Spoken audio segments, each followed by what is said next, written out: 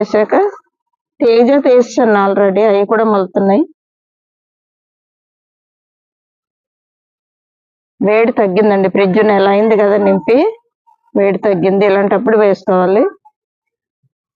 ఇప్పుడండి దీనికి ఇలా ఎక్కిచ్చేయచ్చు. ఇలాగా మెస్ ఉంది కాబట్టి దీనికి ఇలాగా చుట్టేసండి, పాతేసుకుంటే మనం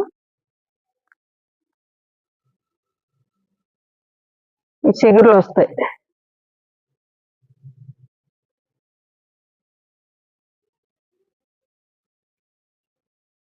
ఇదిగోండి ఇంత లోతేసి తీసిన మట్టే వేసేస్తే